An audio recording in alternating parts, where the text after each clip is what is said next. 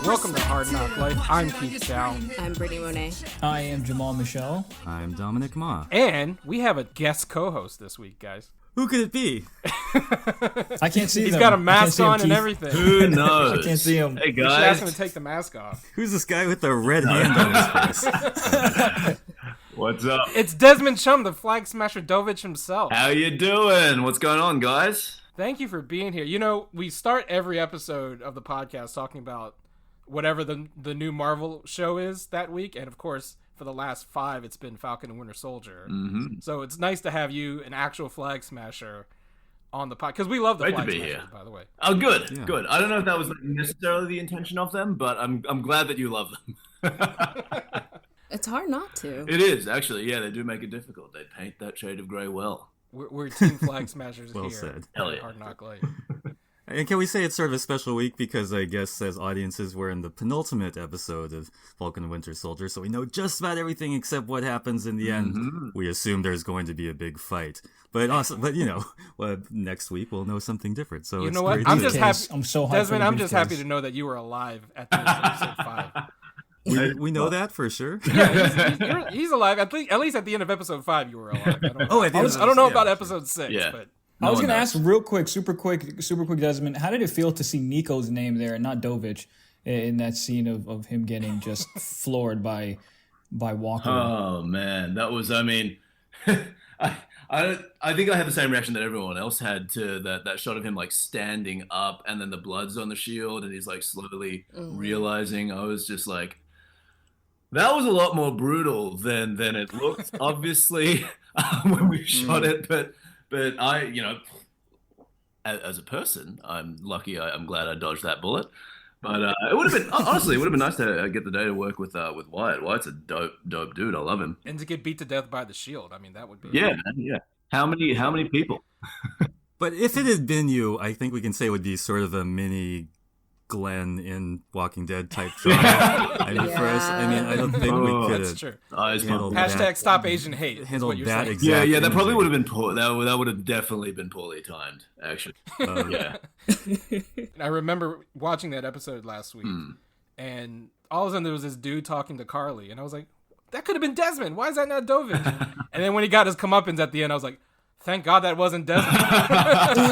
No, but shout out to Nico as well, man. Noah's a dope guy.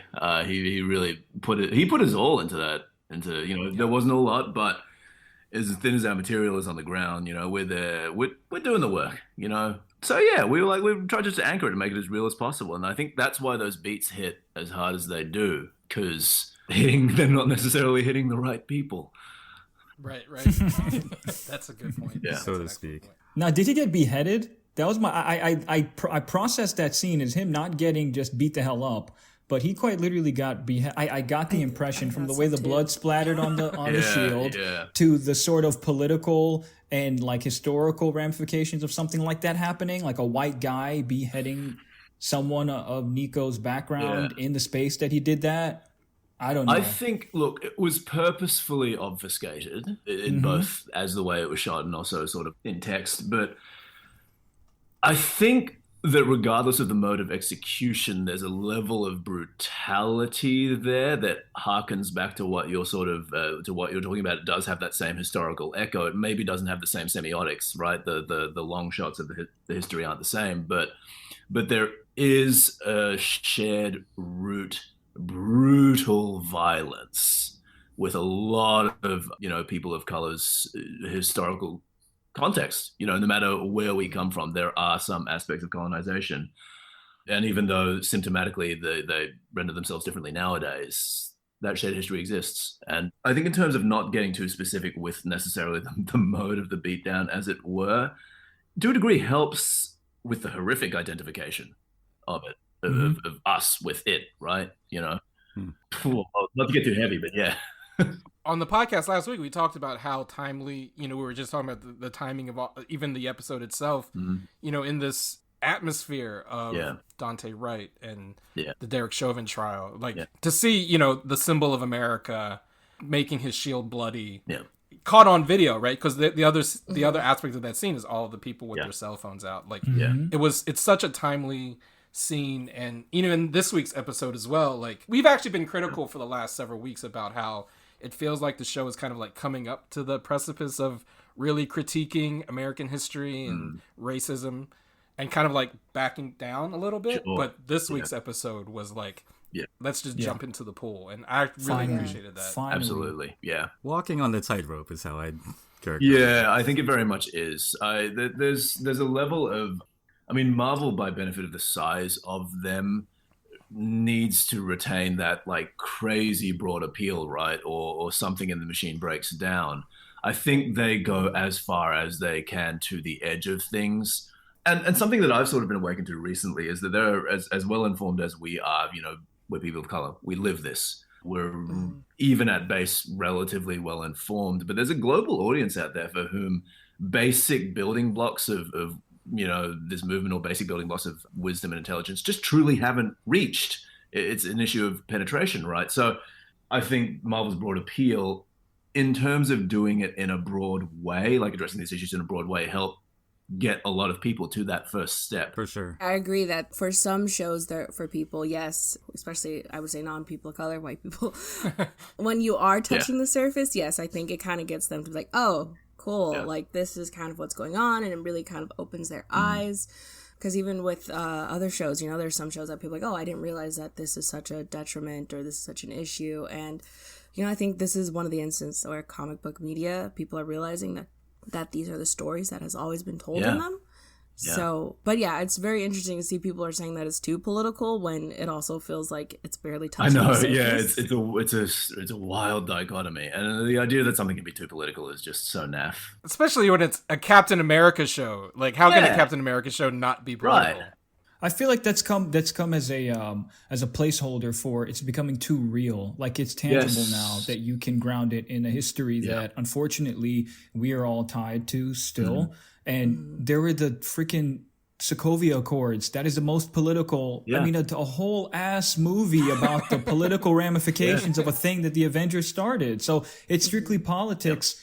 Everything is politics, and when folks say it's too political, they mean too real. Like this shit is hitting too close to fully home. 100%. But that's the reality. And that conversation that Sam has with Isaiah is, I really think, the first time we get that actual, like, holy shit, this got real conversation. Even in Black Panther, we have this character. Everything is implied through his just existence and through Wakanda and through the characters and their, agency and power. Yeah. But to have this straight up conversation, Isaiah says that white boy shield and stuff like that, uses that phrase like white boy, and it's no self-respecting black man would want to be Captain America. Yes. Right. And Sam has this look on his face that reminds me of so many moments I had with older black men and women who looked at a thing that I was going to do and say, if you had any respect for yourself, you wouldn't go this direction. Yeah. And it was it resonated and hit me so hard. I told my wife, I told her nothing because I was speechless. I think that's one of those key phrases as well, that you only get that if you're a person of color, right? Like that means something completely different to someone who hasn't been through this fight. Like, I don't know how else to explain it. It's really intuitive. It's not like you're educated on this, but you say that phrase to someone else, and there's people out there who would be like, well, why? Why not? Truly, like, don't get it. But viscerally, right? There's no thinking about it. The moment you hear that, you're like, get it. Yeah. Can I ask a question related to that? Yeah, go. I mean, one of the themes of the show is often fair enough. The show's main themes is, of course, who would be Captain America? What would it mean if you had that shield offered to you in that role? And I was like, I think in casual looking at your social media, it looks like you've had sort of your own meta journey with getting to like pose with the shield and being part of the Marvel show. And many of us as like artist fans, like getting to participate in the Marvel show would be something like, getting offered the super serum or the magic potion. Do I have this sort of thing within me? So I was wondering if you could talk a little bit about that and just sort of like the general experience of that or yeah. And well, I mean, if you have a special point of view related to sort of joining the superhero world, posing with the shield, I believe you wrote a little bit about that. Oh, right. Yeah. Well, yeah. If you guys want the full story, pop on over to my social media. But the long and short of it is, and again, even in that post, there was something I wrote, which just an offhand phrase. I think it was like being a Chinese kid whose favorite character was Captain America. in Australia was like a super weird choice, and that exists on the same spectrum as that comment that we were just talking about, that Isaiah talked about, right? Like, only a person of color will get that disconnect. That's sort of what I was hinting at with when I wrote that. But overall, when you're young and less sort of introspective, I just loved the character because he was peak human, right? Like, yes, the super soldier serum got him there, but for I think a lot of second generation kids, there is the burden of expectation placed upon you, and the idea of peak human seems to be something that your parents demand of you quite a lot. And I'm not restricting, too close to straight A pluses, right? Yeah, and I'm not restricting this to Asian culture, because like we tend to be like, no, we own that. Like, our parents were hard. No, every immigrant family, from first generation to second generation, was really hard on their kids in some way or another. Mm-hmm. So there was that aspect of it, which was like, okay, that makes sense. I need to be really excellent. This guy's very excellent. I can emulate. Let's go. I think the power of Cap for me is that it changed over time. And again, I keep using this bloody phrase, totemic, right? It's the only word I can think of, but a totem shifts its meaning depending on what you need spiritually, right? Yeah. To some, depending on the culture. But, in my middle age, during college, went through some tough, emotional beats. And it was mirrored in Cap's journey of, okay, well, his early origin story, he lost Bucky in the war, but he didn't let that grind him down. He became better and carried on his friend's legacy. I thought that was great. That helped me through some tough times. And then now in this industry where it's sort of like, you live in the dream, and you're very, very lucky to be doing what I'm doing. But I think the cost of finding exactly what you want to do is that it comes with a lot of body blows. When you're pursuing something that you love, you're going to hurt for it, basically. And then at that point, the idea of Cap as not perfect in the context of the Marvel, canon universe, where you have like the one above all and like all these other crazy cosmic beings. He's an earthbound human. Yeah. He's not perfect, but his thing is like, do whatever you want to me. I will stand up and keep going at that point. And I think, so the meaning really sort of provided for any given point in my life. And then to first get that offer coming through from Marvel, where in not so many words, they were like, you will take the super soldier serum. I mean, I was, that came through after, I was a bit back and forth on it. I wasn't sure if I was going to, jump on and burn the Marvel ticket for this one. But the moment they said super soldier serum, I was like, okay, well, I have to.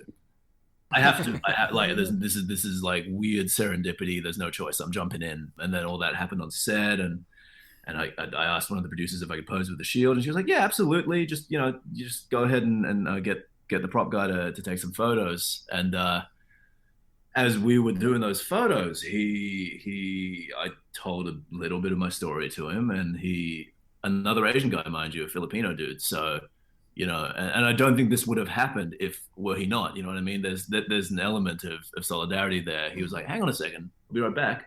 Comes back with this folder full of paint flakes and hands one to me, and he's like, these flake off Captain America's shields. Here's a piece of vibranium, man. Hold on to that.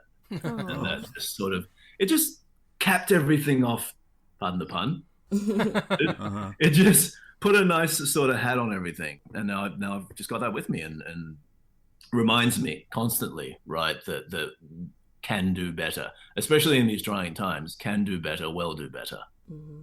Yeah. Talking about, your history with the character and being cast on this Marvel, I like that you said that you weren't sure if you wanted to cash in your Marvel chip here, but you and I have known each other for a few years now, and we've talked just in person about like the struggles of being an Asian American actor or an Asian actor in the Hollywood industry, and to get part of this like huge Marvel Cinematic Universe Disney Plus series as an Asian actor with a substantial role. Like, I remember in that first episode, I had forgotten you were casting the show, to be honest, right? Right. But then as soon as you landed out of the bank, that walk, the hair, the jacket tug, I was like, oh shit, that's right, Desmond's in this. Even though your face, you were covered in a mask, but I was like, that's right, my boy's in this. I'm glad you picked me off that. You know, it comes through. You would have a terrible secret identity because you'd be so obvious. Yeah, even in a mask. Might have a problem there. Distinctive. We can see half your face, mate.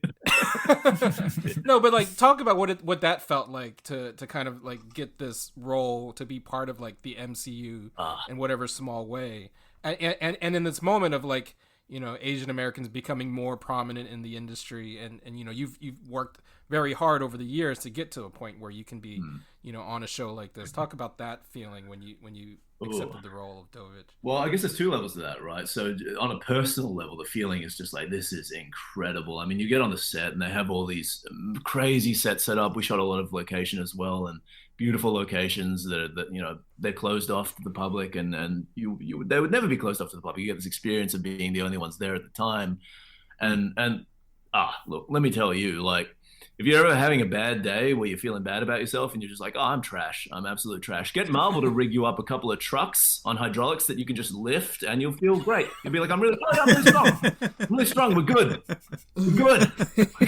Everyone should have that in their home. Yeah, just get one. Like I don't see what the problem is. Like, don't. That's a market Marvel should definitely get. But I guess on a bigger level, you know, it's hard. It's hard for, I think, me, and I don't again want to impute on the larger culture this feeling, but for me specifically, it's hard to view this necessarily as like, oh, a huge step forward, considering that we got Shang-Chi. Shang-Chi's gonna literally kick the door down, and that's gonna be sick. Sima's gonna crush it. And then we had, you know, Minari at the Golden Globes and all that stuff, and it doesn't feel like a lot.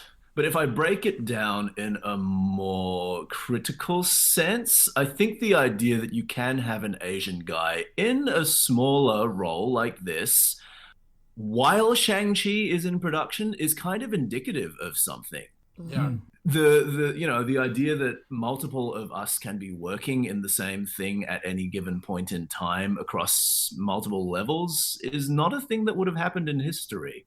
So I'm really, really glad that did. And sort of when I look at it that way, I'm like, okay, you know what? This is symbolic of the steps that we're taking through the door that I think Crazy Rich Asians opened. Yeah, speaking of Crazy Rich Asians and Gemma Chan, there is a chance maybe for you to be double cast because she technically has been double cast. I'm just putting it out there into the universe. I'm just putting it into the universe for you. You know, you could just. Thank you. Wait, what double cast are you angling towards, Brittany? Maybe Neymar? I don't know. I could see it. That's what I was thinking. Britney just wants to see Desmond walk around in a Speedo. That's what she's saying. And so do I, and that's not weird.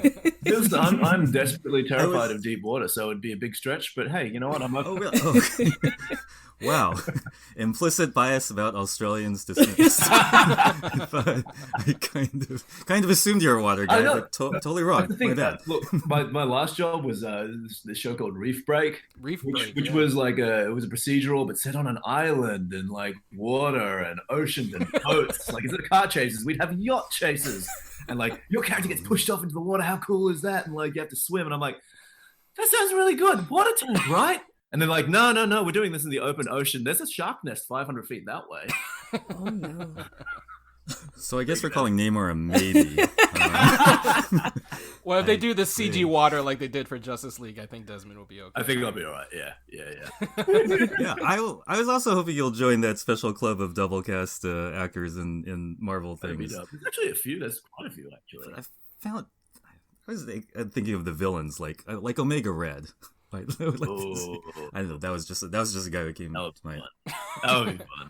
I see the similarities though. It could work. I don't know if I could be totally missing maybe the comic book stuff, but is Dovich our first Asian super soldier or person who was super soldiered serum wise? You know, that we get to see. I was just thinking out loud because I was going to end up Googling this. I didn't know in the MCU at least, like in the films for sure. Unless I'm missing something. The only other place I can think of it maybe happening is in which movie was it? Was it the one where they had the super soldiers, Zemo? had the one where he kills all the other Winter Soldiers. The secret Antarctica team. Yes. Yeah. Oh, wait, there was. The secret Frozen team. But we don't actually see them, right? Like, aren't they all... We see them for like a second. No, we do. We see them. They're like training, right? Yeah, they're kind of next. But I think they were the stunt team, I believe. Oh, okay. A lot of them were like sort of doing like this cool little cameo as super soldiers because they are. Listen, stunt team, closest thing we have to actual super soldiers.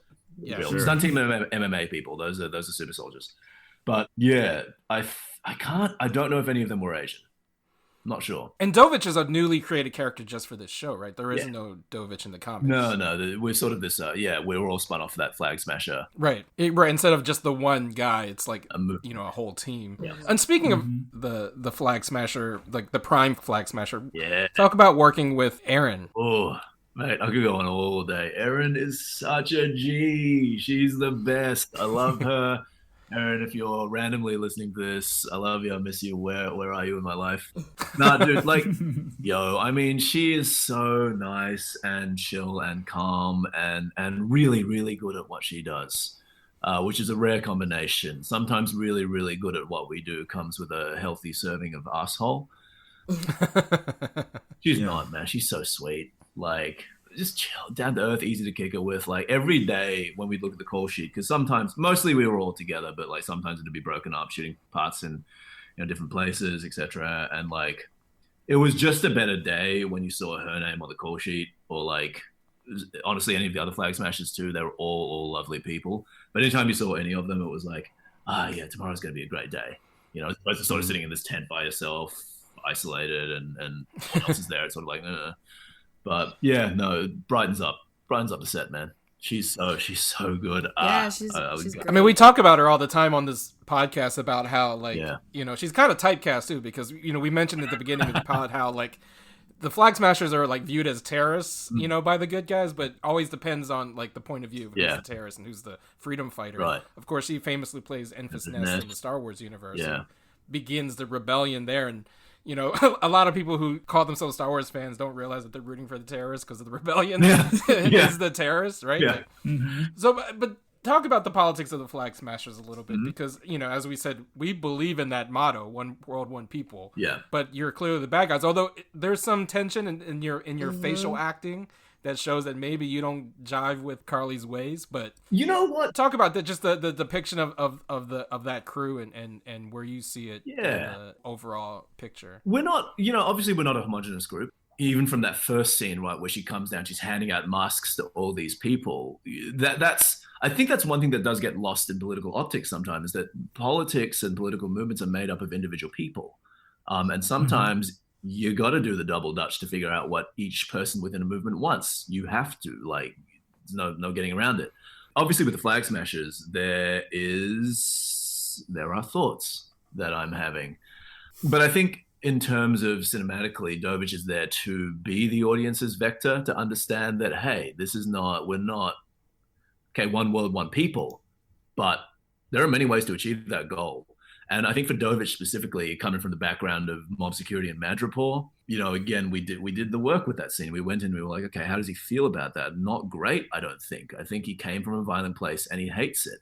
To a degree, he's almost, he won't inflict a fatal injury on someone, I don't think, not by choice. So, I mean, Torres is still alive, and he went toe to toe with him. Right, exactly. Obviously, super soldier, you're holding back. Yeah. But if you stomp someone and they're still alive, you're holding back. The goal wasn't to kill, and he really believes in a future where, how do I put it? So, okay, the Mama Donya character? Yes. She and her influence she had on Carly. I think for Dovich, for me, Carly is to Dovich what Mama Donya is to Carly. And to see that fall and the idealism stripped away is incredibly damaging to him. Because when he's talking about, hey, when this is over, you can be a teacher, he really believes it. He fully 100% is like, yeah, be a teacher. I'm going to be the first person in your class. Professor Morgan now. I'm not kidding. It's going to happen. So it's kind of heartbreaking that later on that episode, she bombs the depot and he's like, that's the future gone, Sure, we'll sacrifice ourselves for the future that we want, but for you personally, like that's a tough thing. And it shows through, I think, in some of the physical choices we make through the fighting. You know, we tried to leave no stone unturned. The heart goes out of him to some degree in all the subsequent fights. Again, this is just something you'd never pick up on, but personally, that's something I was trying to portray. I was like, he's not in it anymore. And I think if we shift that to the bigger, you know, political conversation, it's an important one because everyone's needs have to be met if no one's going to be left behind and everyone's heart is going to be in the fight. Can I just say that's one of the things I particularly love about Dovich as a character? Because to me, he provides this check on Carly's character in a way that, like, I mean, there's a very real world template for this thing where there are social movements which have very good causes, but their flaw might be they have a leader who perhaps is overzealous and will get the movement into conflicts they are prepared for or cause wanton destruction. Perhaps, you know, not all the time, but this happens. There's a very real world issue with this. So for me, having that dynamic, for me, Dovich is the questioning towards that leader who otherwise might be just, you know, might be just the standard comic book mastermind. I've just got a big plan. Everyone follow me. And I've got goons. But in this case, the crew helps question that. And it actually reflects things that happen in real life and social movements. Absolutely. So for me, that's very, you know, without knowing what happens in the end, that's very rich. Yeah. I think it's good in that. Well, I think in real life, at least, the point of distinction should be made that there is room in a social movement for a Dovich and for a less extreme version of a Carly. Obviously, blowing up a building is way too many bridges too far. But Luke Skywalker blew up a Death Star. That's true. Aaron was ultimately responsible for that. Technically, that's neither. Like Wade Antilles and Lando Calrissian blew up a construction site with contractors. Yeah. Exactly. It's wild. Perspective is a wild thing. But yeah. But you know, I mean, there's definitely, I feel like there's almost like, I mean, it's not quite apparent, but to me, I feel like there is a bit of a parallel narrative with Sam's kind of internal conflict that Jamal was talking about earlier, of whether or not he wants to accept being Captain America and what that entails, knowing the history of America. And we don't know what's in that case, but I have a good idea what's in that case that he opens at the end of the episode. And it's the same thing with Dovich, right? It's like there's this idealism that's being tarnished. And do I still want to continue being a Flagsmasher if it means this is what it represents? It's the same. I feel like the same wrestling that Sam is saying. Like, do I want to continue being an Avenger and a potential Captain America, knowing now what the legacy of Captain America is from the Isaiah Bradley stuff, but also like the John Walker stuff, just knowing that shield has now been tainted. It's no longer Steve's shield. And what it means is no longer that. I feel like it's the same turmoil that Dovich is feeling. Like, this Flagsmasher mask doesn't mean the same. It really is. If it's blowing up people. Yeah. Honestly, that's a really, really good analog. It's a similar kind of thing. And again, it just shows that all this stuff happens on a spectrum. I think, you know, there's a version of Sam that exists out there somewhere that is a Flagsmasher. You know, there's a version of the cause that hasn't been pushed so far down the track that Carly pushes it, where he's like, no, sign me up. And he says as much in episode 4, I believe, where he says, you know, I agree with your fight. I just don't agree with the way you fight. Yeah, violence is never. Yeah. So it's complex. Actually, maybe Dovich should get the shield. That's how episode 6. Dovich gets the shield. I get it. Desmond was actually spoiling the finale with the Instagram post when he was holding. It's not in the face. He probably. We'll see about that. I was wondering, just because we know that the super soldier serum is supposed to not amplify like your like strength, but also as who you are as a person. Would you say that could also be why Dovich and, you know, Carly have 2 different responses to how they want to also like go about what they're doing? Because you're saying, you know, Dovich wants to be more peaceful, and that is probably, you know, why your character is more like, I don't know about this, while she is maybe come from a place that has hardened her. So even though she has her place in the right set, I think that's also maybe why she's more wanting to be violent, or feeling like violence is the way. With me and Renes, who plays Lennox, the big guy, 6'7", like 270 pounds. I mean, he's a big boy. He's a real nerd too, and me and him had some real granular conversations about the nature of the super soldier serum on set. We sort of came down to, in our particular case, that it was, I don't think it would affect the personality as much as just straight up the events around us that are occurring affect us. I think if it does have an effect, it's sort of marginal. compared to the full-on, events that are unfolding and that we're subject to. I think Dovich is really, really, really built into his background. I think he was pretty firmly on this path of like, let's hope for the world before he took it. And there's sort of an element of like a just in case to taking the super soldier serum for him. Although you do raise a good point. It does make everyone more extreme. So, hey, can't discount that possibility either.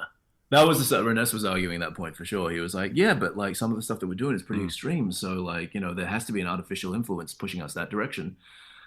Yeah, actually, that's actually, I wish I'd had that thought when we were shooting some stuff. We might have made some different choices. I was thinking about and this was so random. I think it was after the first episode. I was thinking about how so many people are juiced up on the serum. And then I was like, wait, hold on a second. When Steve got hit with his serum, they had to put his ass in this whole machine and everything and get hit with hella radiation and all these different, goings on need to happen. Am I missing something? Is it you can just take the serum now, like super quick? There's a pill you can take. There's a shot you take. Well, I think they say that in the series at one point that this is like a modified version. Yeah, the duplication of.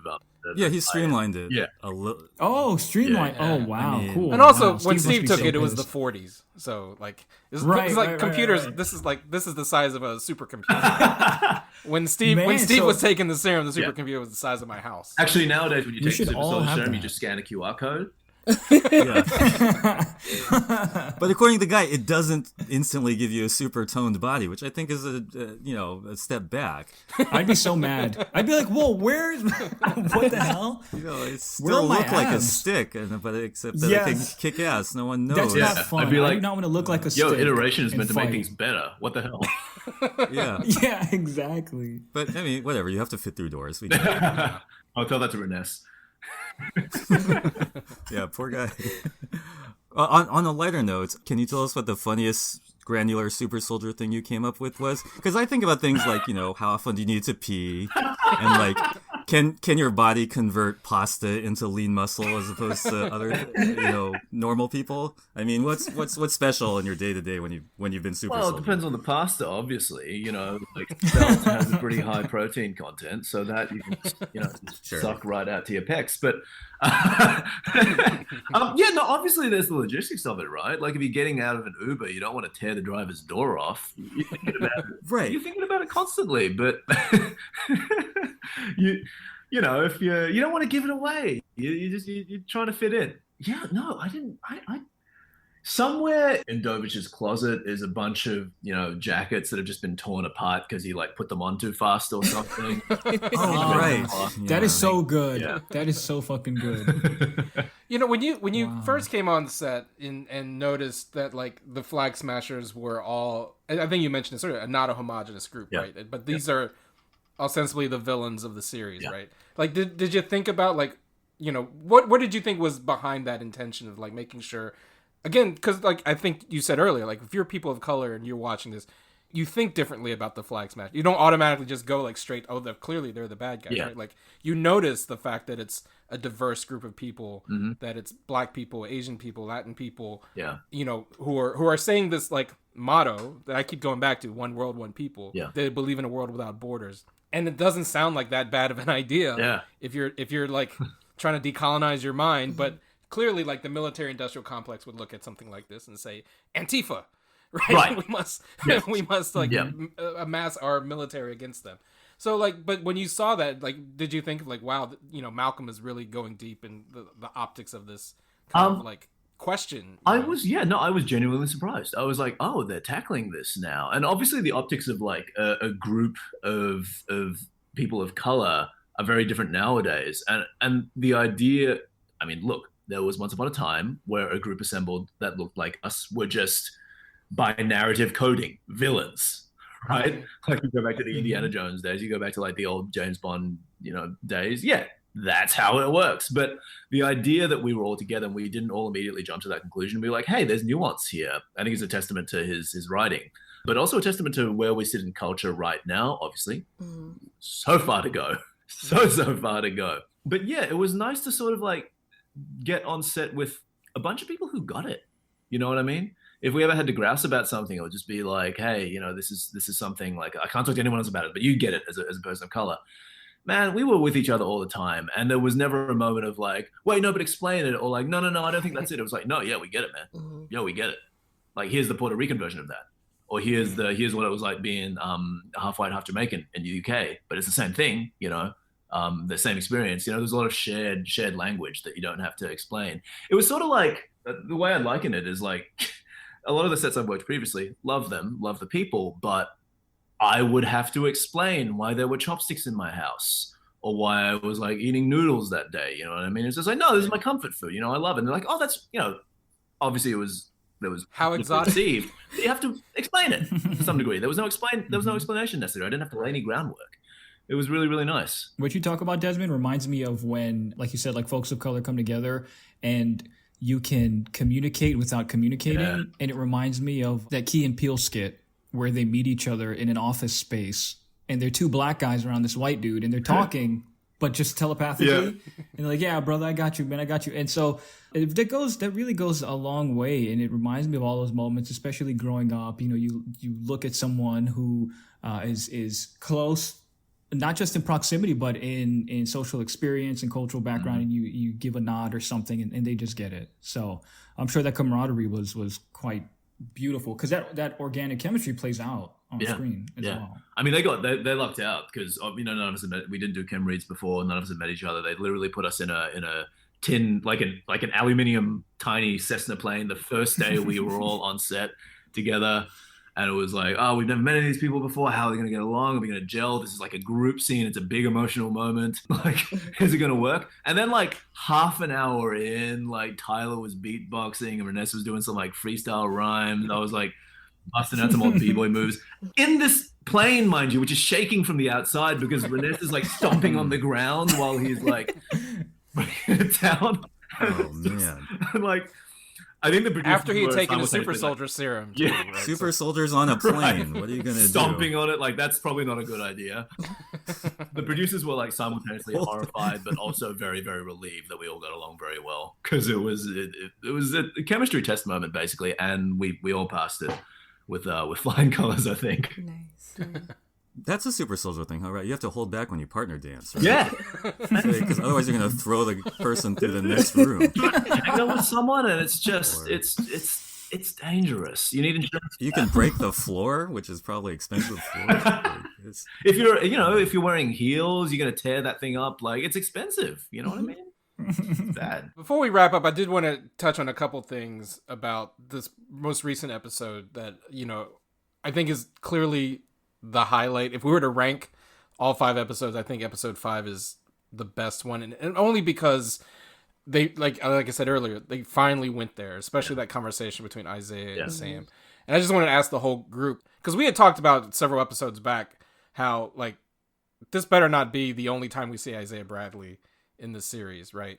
You don't cast Carl Lumbly for just a cameo, right? You got to have like the whole, and you don't mention the Kyle Baker series, Truth, Red, White, and Black, without really going into that history. And we finally got that in this episode. And it led to that interaction between Anthony Mackie and Carl Lumbly that I think is one of the best just mano-y-manos like acting scenes in like the entire MCU.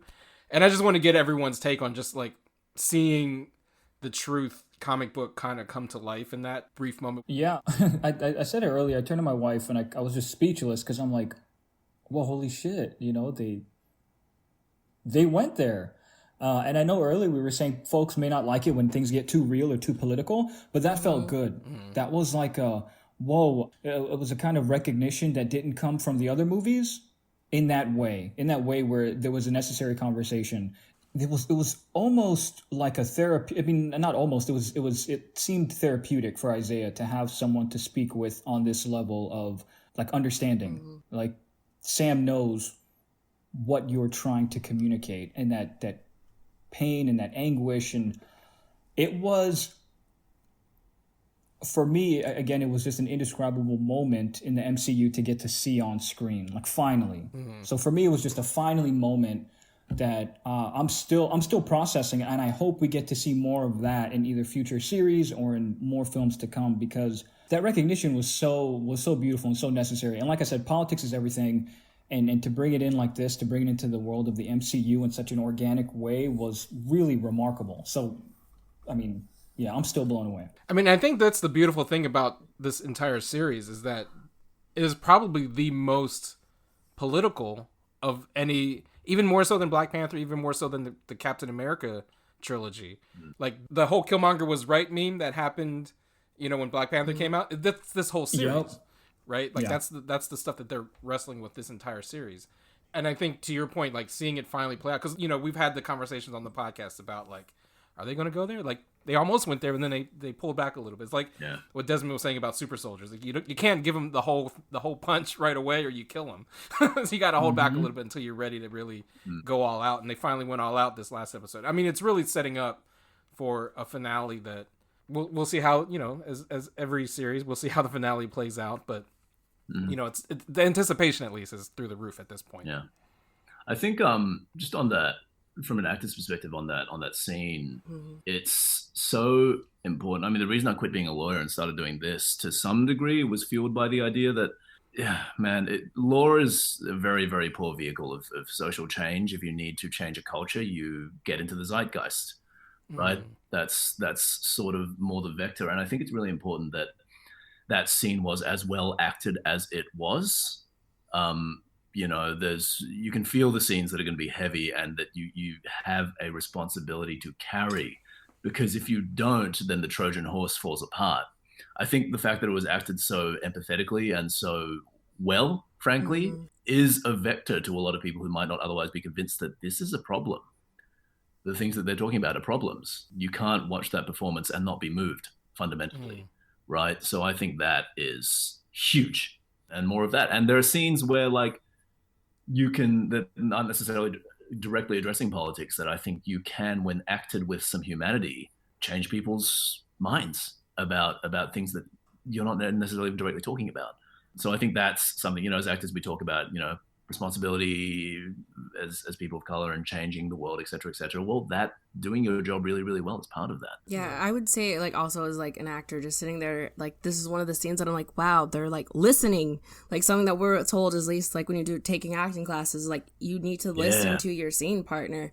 And even with you and your scenes with Aaron, you really feel like, yes, they're listening to each other, not just acting at each other, which I really enjoyed those moments with, like, in that scene with Carl and Anthony, and then the scene with you and Aaron, like, just the way you guys listen to each other as actors and, are listening and not just quote unquote reacting. Like, it's really nice to see as an actor to, like, on screen in the MCU. Oh, thank you. That means a lot to be put on that at the same level. I don't know if we deserve to be there. Aaron certainly does. No, you guys are just as talented. I mean, I feel like I know you said there are no small parts, there's only small actors. I think it's the other way around. There are no small actors, there are only small parts.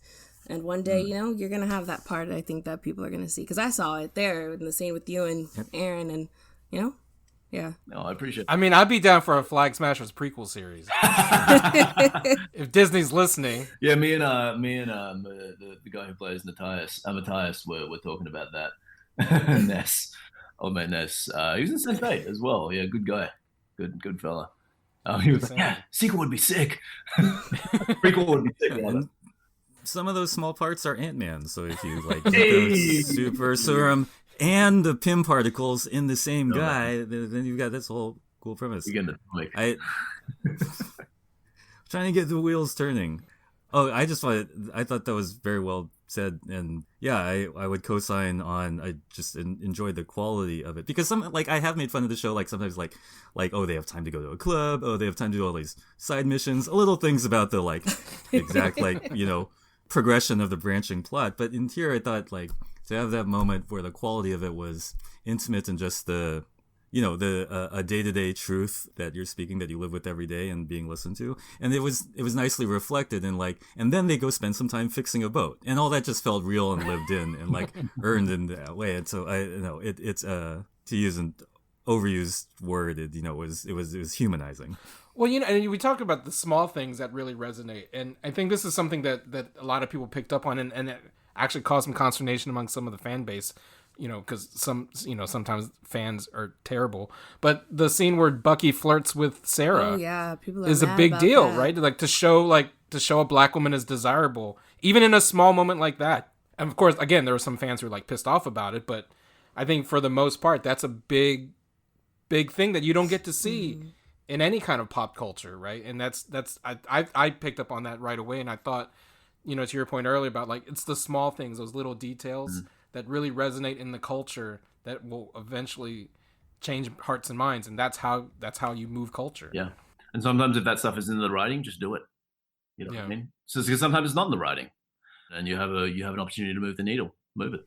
I think there's one moment we forgot to talk about, though, that is when Bucky admits that him and Steve did not think about what it would mean for a black man to accept the shield of Captain America. And I think that goes to how, so many white people aren't aware of what we're going through and what certain things mean to us. And I felt like that was a very nice little moment that acknowledged that. Yeah. Yes. Our on hiatus co-host Sean Taylor said on social media that what he loves about this series is we really get to see social worker Sam, right? And because if you remember when he debuts in Winter Soldier, he's a counselor for veterans, right? And that's the aspect of him. That's when he's talking to Carly and when he's talking with Bucky. Like that's his superpower, is to empathize with others and to really get to see them through difficult times. And I think that entire conversation between Sam and Bucky when they were practicing with the shield was also as moving as any other part of that episode, because to your point, Brittany, you got to see Bucky admit they didn't see color before, and that's not necessarily a good thing, And that's a message that a lot of people out there hopefully will sit up and be like, yeah, hang on, we did never tackle this before, which again could only probably have been delivered through a well-acted scene, and specifically through those two characters. Right. Sometimes that's unfortunate, but it is kind of the way the cookie crumbles in this fight. Still think Dovich should get the shield at the end, but that's neither here nor there. Weirder things have happened. I won't spoil anything. I can't. I will not. Well, we won't get into spoilers, but we will get into what's nerd pop. And this is the segment, Desmond, where each of us just talks about the thing that we've been obsessed with in pop culture this past week. And so we're going to go around and we're going to let you have the last word on that, Desmond. We're going to start with Jamal. So what's nerd popping for me? I'm actually pretty stoked because Pokemon Snap comes out next Friday, I believe, if that's the 30th. Oh, hell yeah. Yeah, so I'm looking forward to that. On the Switch, the original one came out in 99 for the N64, and I'm super stoked for that. Brittany, what's nerd popping with you? So the Painkiller backdoor pilot on Black Lightning. As some know, I actually co-host that Black Lightning podcast. It was really fun to watch that. Jordan Calloway is an amazing actor. I really love the duality between Khalil and Painkiller. And there's one line that he says that there is no light without a shadow. And I really enjoyed that little line. And he's so good. I really hope that he gets to, get his show greenlit because it was really great. I hope they do. I might shout out to my boy Alex Hodge, by the way. He's up yes, on that. He's great, and I'm like, that show is full of very fine men. So please, for my sake, greenlight the show. Everyone on that show is just who's going to be on the show. They're very attractive people. The last time I think I saw you in person, Desmond, we were hanging out, and Chantal was there. Yeah. So.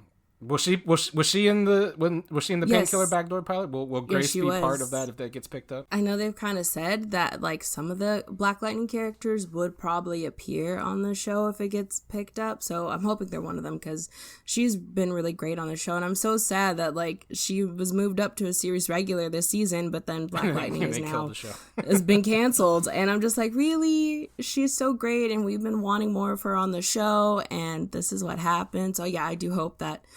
Because she finally came into her superpowers too. That was a thing that.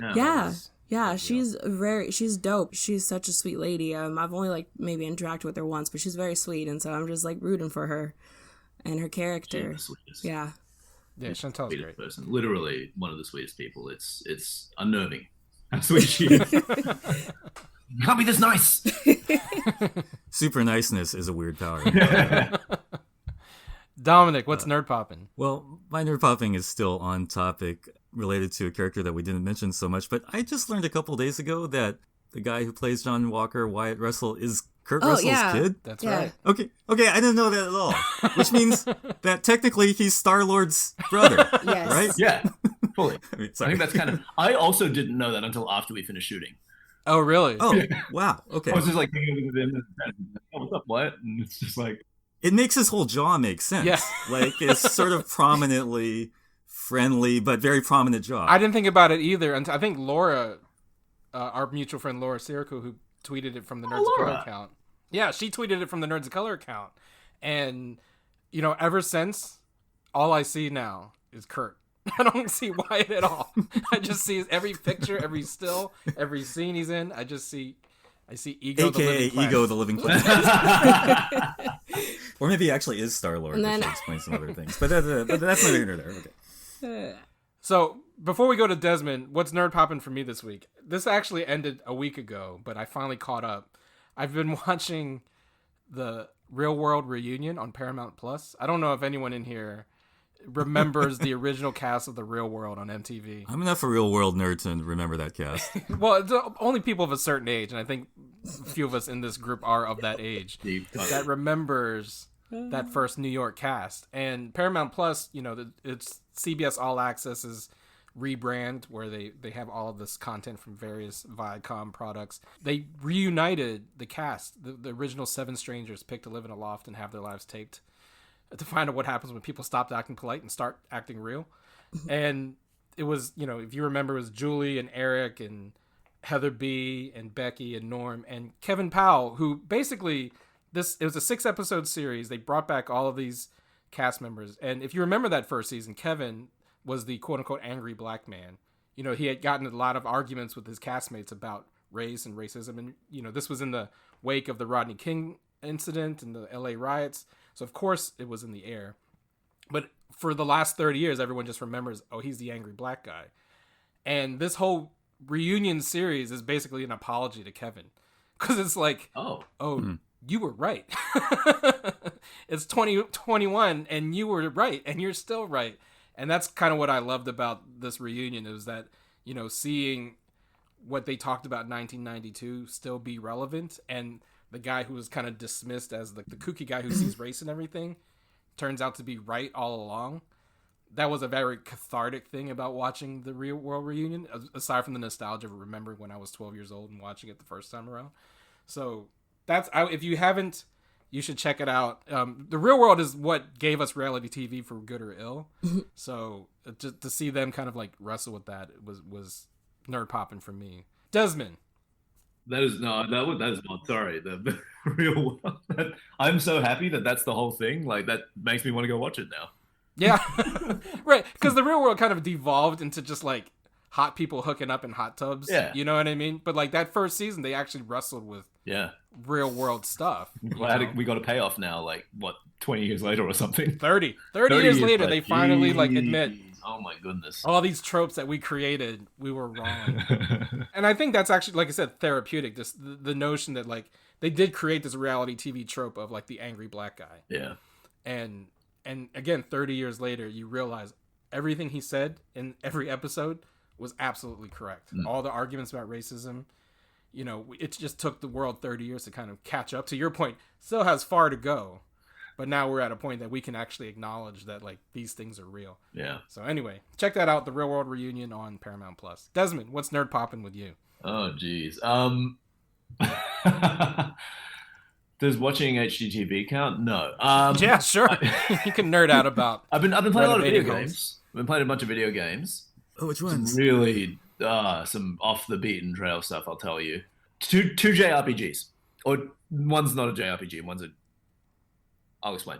One's very much a JRPG. It's called Atelier Ryza. It's so cutesy, and it's not my thing. It's not usually my thing at all. I can't stand cutesy characters, but it's a very good game. Are you dressed appropriately as you're being this character? You could say. Yeah.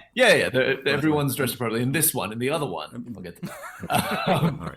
Atelier Ryza. For context, it's just a cutesy, like it's almost kiddie. It's almost like if Japan did Disney, and it's not Ghibli. it's done a good job at remixing the whole like JRPG turn-based battle system. It's like hybrid active turn-based, and it works really, really well. It's like actually really deep. You know how at a certain point in JRPGs, when you level up too much, it's like, oh, everything's a cakewalk? Like in this one, yes. No matter what, you're in danger if you mess up. Like the way they've done the system is really finely balanced. You can walk all over the enemy, or if you mess up, they will destroy you. It's actually pretty nice. The other one. Yeah, and that's a good one. The other one is this weird, not weird, it's great, actually. It's if you're into time travel stories and branching narratives. Not a lot of people knew about this one. It's a PS4 game called 13 Sentinels Aegis Rim, made by the same people as who made Dragon's Crown, so it's a little fan servicey. Not everyone is fully dressed. Well, no, everyone's fully dressed, but some of the outfits is just like, why? Right. But genuinely good story. Like if you're into there's 13 different characters. You can play them in any order and switch back and forth between them, and it all like actually adds up into like a really neat little time travel sci-fi apocalypse story. Really, really, really cool. Oh, yeah. Cool. Wait, Keith, do we have time for quick follow-ups? Because we never get to talk about video games on this show. Sure, go for it. Quick follow-ups. Two quick follow-ups. Speaking of JRPGs, do you like Nier Automata at all? Yeah, Nier Automata is great. My God, it's just been melting my brain for a while. Oh my goodness, it's incredible. Oh man, if you want to feel sad, go finish that game. Yeah, and that's a type like I feel like if you have a typecasting, it's in one of the villain types of that show, the sort of long-haired Adam and Eve like super bosses. But also I wanted to ask, have you played the Miles Morales PS4 game?